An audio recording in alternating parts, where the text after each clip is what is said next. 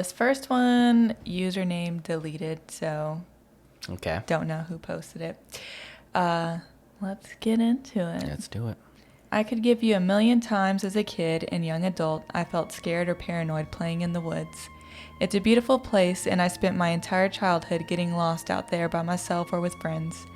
As kids, we never got too far out there, but you could actually see the progression of us venturing further and further as we got older, because of forts and carvings we would leave. This one particular time, my friend and I had just graduated high school. It was our last summer of freedom, and we spent the entire summer camping and hiking out there. We had decided to try and find a new place to set up camp and walked for what felt like a few miles before we came to a nice clearing. The area was relatively new to both of us. We got the camp set up and fire going, and the plan was to wait until nightfall, smoke some weed, and play Monopoly. All right. Which sounds like a weird combo, Monopoly. Yeah, I would not be able to focus on Monopoly. Are you kidding me? I don't know what it's like, but still. Well, yeah, but I know what being, under the influence of something is like. Yeah. And that's... Wow. My buddy is a smaller, really goofy guy, but comes from a family of foresters. Smaller? He wanted to give some background of them, I guess. But when he... Like a smaller, goofy guy. Hey, it's me, the small goofy. Oh, I'm the little guy, like from Portlandia. From Portlandia. I'm the little guy. My buddy is a smaller, really goofy guy, but comes from a family of foresters and always had a deep understanding of all the trees and different plants you came across. He had no fear of going and camping out by himself. If I spent 10,000 hours in the woods, he probably spent 50,000. As for me, I'm a taller, sturdier guy, and as we got older, I spent more time worried about women and sports, and the woods became a place for small parties. Also, I never had the balls to camp out alone. In fact, older me wouldn't go far at all when I was alone because I could never shake the feeling of being watched, which was just paranoia, but still an uneasy feeling. Camp is set, fire is going, but it's getting lower and needs wood. Sun is down, and we're both cutting up and having a good time. My friend is sitting on this little chair he always brought and loading up his makeshift bong. And I was crouched breaking some excess limbs off some of the logs we had gathered for the fire. All of a sudden, this strong breeze cuts through the clearing. I couldn't tell you if it was the suddenness of it or what, but my friend and I both stopped immediately and looked at each other. The breeze went just long enough to flicker our fire down to a small flame. We both sat completely still in almost total darkness. Neither of us said a word.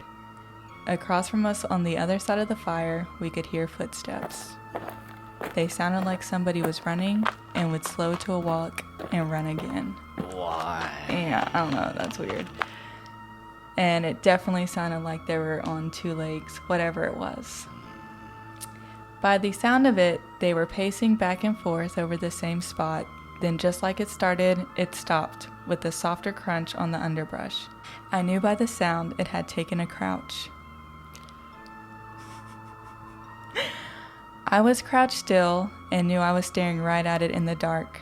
My friend grabbed my shoulder and said, "Buddy." And when he did, I felt this surge of fear come over me. I could feel it and hear it in him. I had been so fixed on the footsteps and rationalizing what I heard that I hadn't even considered being afraid. But this was true fear. It was raw and made me feel helpless. I could hear my friend after a while grab some leaves and he dropped them on the fire. For a split second, the leaves covered the fire. We were in pure darkness. Then the fire sprang to life. We both quickly grabbed more leaves and brush and threw it on the fire. I got some sticks and logs on there, and neither of us took our eyes off the spot or moved much for over an hour. Finally, the leaves crunched, and it slowly walked off. Whatever it was had sat crouched, watching us, without moving, for far longer than any animal would. It wasn't until after the footsteps disappeared that I realized the smell had disappeared as well. It smelled like a paper mill. Spoiled eggs almost. For the rest of the night, besides whispered remarks, neither of us really moved or stopped looking at the spot.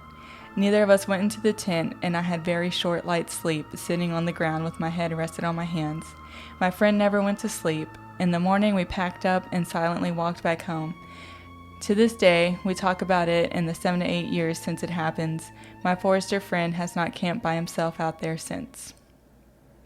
God, that's creepy. Yeah. And it's weird because, like, not much actually happened, but it was, like, enough Yeah. to put you, like, on edge. Yeah, like, like- something that shouldn't have been there, or, like, something else was there watching them.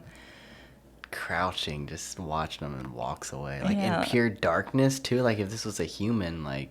So, like, it had to be an animal, I'm thinking, but still, like, and then, like, to realize it had, like, a really strong smell with it, too. Yeah, like, what smells like rotten eggs? You said rotten eggs, or just, like... Yeah, he said similar. So, What the crap? I don't know much about animal smells, so I Yeah. don't know what that would be. Weird. Yeah. All right. So, are you ready for the next one?